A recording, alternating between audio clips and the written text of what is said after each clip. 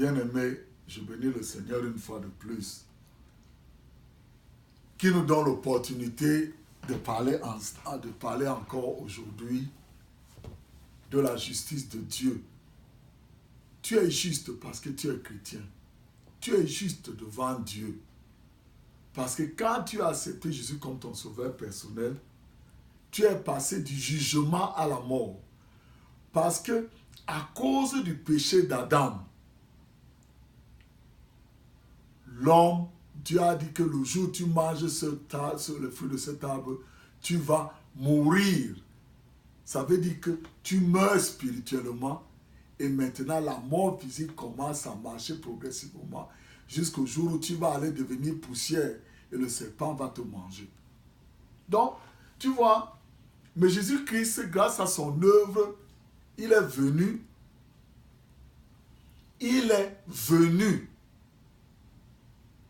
dans la forme humaine comme toi et moi, mais lui sans péché. Et il a payé le prix du jugement que Dieu a jugé après le péché d'Adam. Et aujourd'hui, en tant que juste devant Dieu, 2 Corinthiens 5, versets 17 à 21, lis cela dans ta Bible. Je vais toujours te demander de lire dans ta Bible. Je vais toujours te demander de me juger, de juger ce que je te dis. C'est pour ça que je te dis toujours, lis dans ta Bible. Parce que quand tu lis dans ta Bible, tu vas être délivré de la religion. Tu vas avoir une relation personnelle avec Jésus-Christ, qui est ton sauveur, qui t'a aimé. Donc, je vais encore te parler maintenant, comme je te dis, le jugement est venu dans ce monde. Donc, les gens, ils naissent, ils meurent, ils sont morts spirituellement et physiquement, ils meurent. Voilà pourquoi ils vont à la tombe. Voilà pourquoi la fleur aujourd'hui, elle est belle. Demain, elle est morte. Voilà pourquoi la parole de Dieu te dit dans Romains 8 que le monde entier souffre des douleurs de l'enfantement pour voir la manifestation des enfants de Dieu que toi et moi nous sommes, parce que nous sommes chrétiens. Pourquoi? Parce que Dieu déclare les choses de sa bouche et il les voit. Toi et moi, Dieu nous a fait à son image. Alors nous aussi, nous déclarons les choses que nous voulons voir. Donc, aujourd'hui, je vais te parler d'un autre aspect de la justice de Dieu. Un avantage que tu as. Dans 1 Jean 4, je ne vais pas te lire tout le chapitre, parce que tout le chapitre de 1 Jean 4, à partir du verset 7, ne te parle que la manifestation de l'amour. Ça te dit que si tu connais, si tu as la révélation de l'amour de Dieu, tu ne peux plus haïr quelqu'un. Quand tu as la révélation de l'amour de Dieu, tu ne vis plus dans la crainte. Dans la crainte de quoi? Dans la crainte de la mort, dans la crainte des choses. Tu peux prendre ta Bible, tu vas le lire toi-même. Parce qu'il te dit que l'amour de Dieu a été, je dis bien, 1 Jean 4. Je vais te lire à partir du verset 7 jusqu'à la fin, mais je veux que toi tu ouvres ta Bible. Parce que verset 9, il dit, l'amour de Dieu a été manifesté envers nous en ce que Dieu a envoyé son Fils unique dans le monde, afin que nous vivions par lui. Donc, en tant que chrétien, tu vis en Jésus et Jésus vit en Dieu. Ça veut dire que le jugement de ce monde, les maladies, des choses-là, ne peuvent plus t'atteindre. Ça ne peut que t'atteindre parce que tu ne connais pas ton identité. La stérilité ne peut que t'atteindre parce que tu ne connais pas ton identité. La pauvreté ne peut que t'atteindre parce que tu ne connais pas ton identité. Ton identité est que tu es une nouvelle créature. La parole de Dieu nous dit, je vais seulement toi tu peux continuer à lire, mais moi je vais te lire le verset 17, 1 Jean 4. Verset 17 dit que tel qu'il est, nous sommes aussi dans ce monde.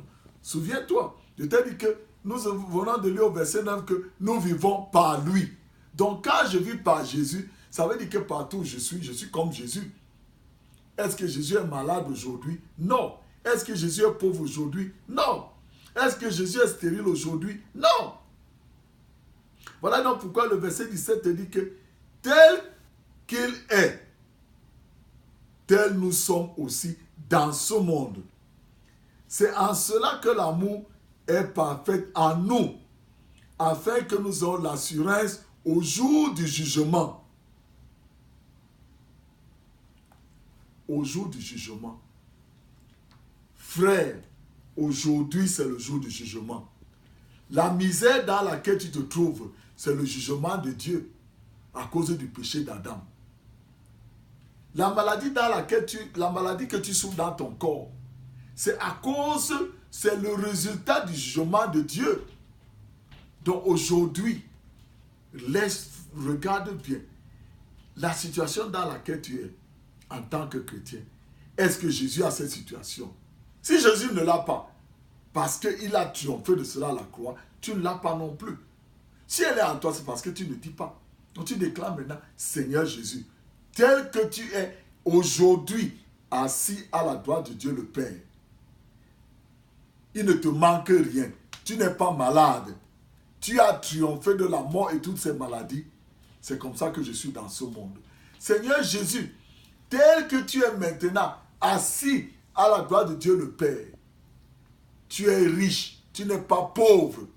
Tu as les moyens pour subvenir aux besoins de ta famille et être une bénédiction pour les autres. Seigneur, c'est comme ça que je suis dans ce monde.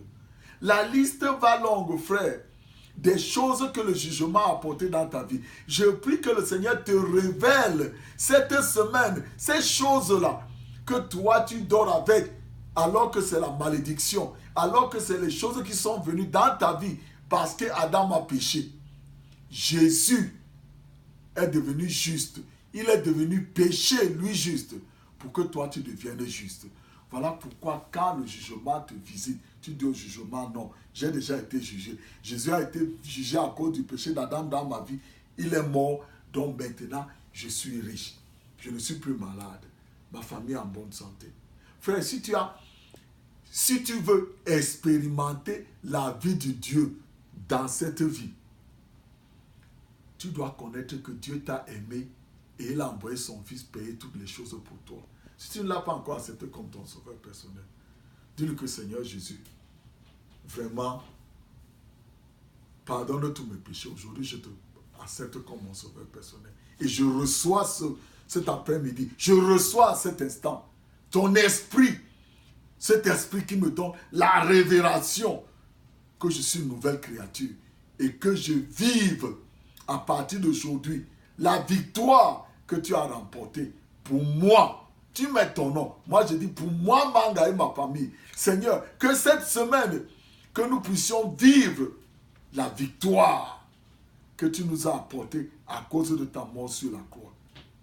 Je te bénis, Seigneur, je te dis merci. Frère, mets le nom de ta famille. Mets ton nom dedans. Tu dis, Seigneur, tel que tu es, tu n'es pas malade. C'est comme ça que moi aussi je suis. Seigneur, tel que tu es maintenant à la gloire de Dieu le Père, tu n'es pas pauvre. Moi aussi, je ne suis pas pauvre. Tu vas voir ce qui va se passer dans ta vie. Que le Seigneur te bénisse cette semaine et que sa lumière brille sur toi. Je te couvre, toi et ta famille, avec le sang de Jésus.